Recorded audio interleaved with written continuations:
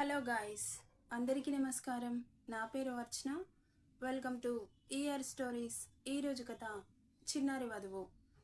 ఇక స్టోరీలోకి వెళ్తే, ఆమె అతని ఛాతి మీద వాలగానే ఈ లోకంలోకి వచ్చి ఆమెను చూశాడు. ఇంత అమాయకంగా కనిపిస్తుందో ఆమె మోము. ముద్దుగా ఉన్న పెదాలని ఒక్క లాలీపాప్లా జుర్రేయాలనిపిస్తుంటే, చిట్టి రాక్షసి ఒక్క క్షణంలో ఎంత విధ్వంసం చేసిందో ఈ వీడియో చూపిస్తే ఏమైపోతుందో అనుకుంటూ ఆమెనెత్తుకొని అక్కడి నుండి తీసుకెళ్ళిపోయాడు. ఇక కళ్ళు తాగిన కోతులంతా హాయిగా నిద్రలోకి జారుకున్నారు. వాళ్ళనెవరూ డిస్టర్బ్ చేయలేదు. ఇక లంచ్ కూడా చేయలేదు. ఈవినింగ్ నిద్ర లేచింది ఇందు. మెల్లగా లేచి చుట్టూ చూసిన తనకి నేహా విత్ గ్యాంగ్ పడుకొని కనిపించడంతో ఇప్పుడు మళ్ళీ రాత్రైందా అని చుట్టూ చూస్తే సూర్యకిరణాలు స్పష్టంగా కనిపించాయి. ఇదేంటి, ఇది మధ్యాహ్నంలా ఉంది అనుకుంటూ మెల్లగా లేచి డోర్ ఓపెన్ చేసుకుని బయటకొచ్చింది. సాయంత్రం అని చూడగానే అర్థమైపోయిన తనకి అక్కడ ఎవరూ కనిపించకపోవడంతో వీళ్ళందరూ ఎక్కడికి వెళ్ళారు, ఆయన ఎక్కడా అనుకుంటూ ఇంటి బయటకెళ్ళింది. అక్కడ అందరూ కూర్చొని మొబైల్లో ఏదో చూస్తూ గట్టిగా నవ్వుకుంటున్నారు. వీళ్ళెందుకు నవ్వుతున్నారు అనుకుంటూ దగ్గరికి వెళ్ళిన తనని అందరూ తల తిప్పి విచిత్రంగా చూస్తుంటే చాలా ఇబ్బందిగా ఫీల్ అవుతూ, ఏమైంది మీ అందరికీ, ఎందుకు ఇలా చూస్తున్నారు అని కాస్త కంగారుగానే అడిగింది. ఎవరు ఏం మాట్లాడట్లేదు. హేమాంష్ కూడా సీరియస్గా చూస్తున్నాడు. ఏమైంది మీకు, ఎందుకలా సీరియస్గా ఉన్నారు అని కంగారుగా అడిగింది. మాట్లాడకుండా అలాగే చూస్తుంటే ఆ భయం రెట్టింపయ్యి, ఏమైంది, ఎందుకలా చూస్తున్నారు అని భుజం మీద చెయ్యి వేసి ఊపింది. వాళ్ళు చూస్తున్న వీడియోని మొబైల్ తిప్పి ఆమెకే చూపించాడు. ఒక్కసారిగా కరెంట్ షాక్ కొట్టిన కాకిలా మారింది పాప పరిస్థితి. ఆ వీడియో చూడగానే ఏమైందని చెయ్యి పట్టి ఊపాడు హేమాంష్. నోరు తెరిచి చూసి అక్కడ ఒక్క నిమిషం ఉండబుద్ధి కాక పరిగెత్తుకుంటూ లోపలికెళ్ళిపోయింది. తనని అలా చూసి నవ్వుకుంటూ వెనకే వెళ్ళాడు. అసలేమైందిరా, ఎందుకలా నవ్వుతున్నారు అంటూ వచ్చింది శైలజ. పెద్దమ్మ, అసలు వీళ్ళు ఏం చేశారో తెలుసా, కళ్ళు తాగిన కోతుల్లా గెంతులేశారు చూడు అంటూ అక్కడ వాళ్ళు చేసిన రచ్చంతా ఫోన్లో చూపిస్తుంటే నవ్వు ఆపుకోలేక గట్టిగా నవ్వేసింది శైలజ. ఏం జరుగుతుందని మిగతా వాళ్ళంతా బయటకొచ్చారు. ఆ వీడియోని చూసి అందరూ నవ్వేశారు. అందరినీ కలిపి తీసిన వీడియో అది. మన ఇందు పాపది ఒక్కటి మాత్రం మన హేమాంష్ బాబు దగ్గరుంది. పరిగెడుతున్న ఆమె చీర చెంగుని పట్టి వెనక్కి లాగాడు. భుజం మీద సేఫ్టీ పిన్ ఊడిపోయి పైట మొత్తం అతని చేతిలోకొచ్చేసింది. గుడ్లు పెద్దవి చేసి అటువైపు ఉన్న ఇందు తన గుండెలని కప్పుకొని అలాగే నిలబడింది. అలా జరుగుతుందని అనుకోని హేమాంష్ కంగారుగా చూసి తన చేతిలో ఉన్న చీర కొంగుని భుజాల చుట్టూ కప్పుతూ, సారీ బేబీ అన్నాడు. అతన్ని చూడాలంటే భయం వేసి అక్కడి నుండి మళ్ళీ పారిపోయింది. ఆమె వెనకే పరిగెత్తాడతను. రూమ్కి పరిగెత్తి డోర్ క్లోజ్ చేస్తుండగా ఫోర్సుగా వచ్చి ఓపెన్ చేశాడు. బెదురుగా చూసింది. లోపలికి వచ్చి డోర్ క్లోజ్ చేసి ఆమెను చూస్తే దూరంగా పరిగెత్తింది. ఆమెను అందుకోవాలని వెనకే వెళ్ళిన అతనికి అటు గోడ అడ్డొచ్చి అక్కడే ఆగి భయంగా చూస్తోంది అతన్ని. ఎక్కడ ఆమె దగ్గరికి వస్తాడో అని భయం. ఒక్కో అడుగు వెనక్కి వేస్తుంటే అతని అడుగులు ముందుకు పడుతున్నాయి. గోడకి స్టిక్ అయి బిగుసుకుపోయింది. ఎందుకంటే అటు ఇటు కదలకుండా చేయి అడ్డం పెట్టేశాడు. బిక్కుబిక్కుమంటూ చూస్తున్న ఆమెను అలాగే చూస్తున్నాడు. అవి రొమాంటిక్ లుక్స్ అని మనకు తెలుసు, పాపకి తెలీదు. అతని చూపులకి మాత్రం భయపడుతోంది. ఆమె అందం, అమాయకత్వం, తను చేసే అల్లరి, క్యూట్నెస్ అతని మనసుని అల్లాడిస్తుందని పాపం పాపకి తెలీదుగా. ఉన్న ఈ 4 రోజులు ఆమెతో స్వీట్ మెమోరీస్ పోగు చేసుకోవాలని అతని బాధ. లిటరల్లీ అతని చూపులకి వణుకుతోంది ఆమె శరీరం. అది గమనిస్తున్నా పట్టించుకునే స్థితిలో లేడు. అతని చూపులకి బెదురు చూపుల చూస్తూ పక్కకు తప్పుకోవడానికి చూస్తే చెయ్యి అడ్డు పెట్టేశాడు. తీయమన్నట్లు అతని చెయ్యిపై ఆమె చెయ్యి వేసి నెడుతుంటే కదలట్లేదు. అది మరింత దగ్గరగా వస్తున్నాడు. అతని వెచ్చటి శ్వాస ఆమెను ఆక్రమిస్తోంది. ఆల్మోస్ట్ కొత్తగా కలుగుతున్న ఫీలింగ్స్ కంట్రోల్ అవ్వట్లేదు.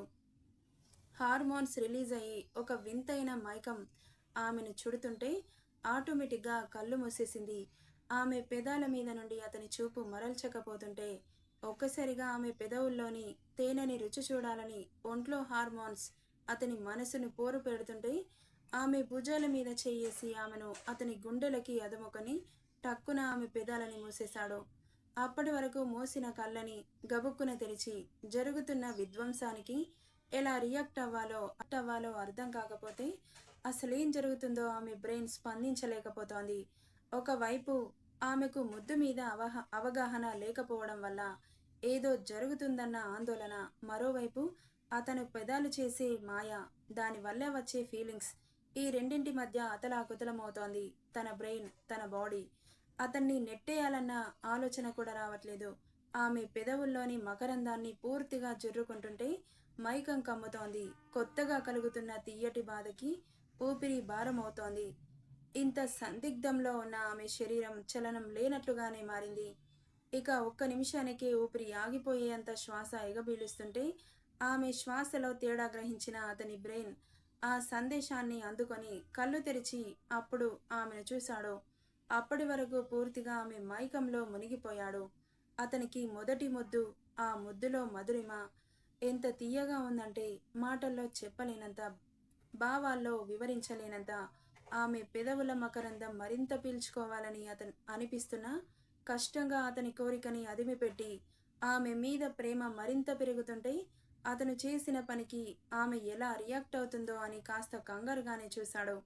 అదేదో ఘోరం జరిగినట్లు ఏడుస్తూ చూస్తూ ఉంది అతన్ని.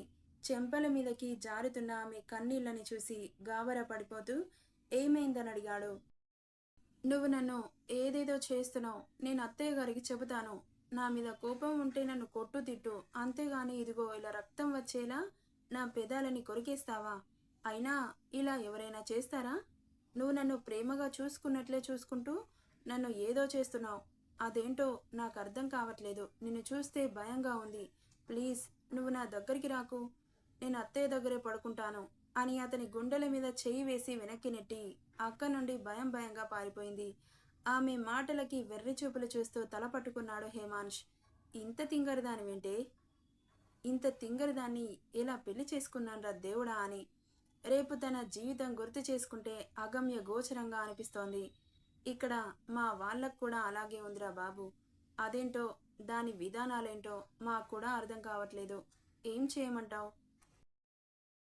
నువ్వేం బాధపడకురా తమ్మి, వచ్చే వరకు ఈ అక్క తెలివికి తెస్తుందిలే. ఏమైందే అలా పరిగెత్తుకుంటూ వస్తున్నావు అని ఎదురుగా వచ్చిన శైలజని చూసి తల కిందకి దించి ఏడుపు మొహం పెట్టింది. ఏమైందంటూ తన చుబుకం పట్టి పైకంటూ కంగారుగా అడిగింది. ఏడుస్తుంటే ఏమైందో అని. అత్తయ్య అంటూ శైలజని హత్తుకొని ఒకటే ఏడుపు. ఏమైందో చెప్పవే అని మరింత గాబరా పడిపోతూ అడిగింది. మీ అబ్బాయి అంటూ వెక్కిళ్ళ మధ్య చెబుతుంటే, హా మా అబ్బాయి ఏంటి అని అడిగింది. మీ అబ్బాయి నన్ను ఏదేదో చేస్తున్నాడు అనగానే టక్కున ఇందుని దూరం జరిపి ఏం చేశాడే అని టెన్షన్గా అడిగింది. ఇంకా ఏదైనా చేశాడేమో అని శైలజ భయం. ఎందుకంటే తను చిన్నపిల్ల, అలాంటి వాటి మీద అవగాహన లేనిది. తన లేత మనసులో మళ్ళీ ఏదైనా భయం చేరితే ఫ్యూచర్లో వాళ్ళిద్దరి జీవితం ఏదైనా ప్రభావం చూపిస్తుందేమోనని తన బాధ. చెప్పు అని అరుస్తుంటే ఇదిగో అని తన పెదవులు చూపించింది. అసలే ఎర్రగా ఉన్న పెదాలు బాబు పనికి మరింత ఎరుపుదనం పూసుకొని కాస్త ఉబ్బి కనిపించాయి. కళ్ళు చిన్నవి చేసి ఏం జరిగిందని అడుగుతుంటే బాబు ఏం చేశాడో పూస గుచ్చినట్లు చెప్పింది పాప. ఓసేయ్, నువ్వేం చేస్తున్నావో నీకైనా తెలుస్తుందా? మా బాబు పరువంతా తీసేశావు, వాడితో పాటు నాది కూడా.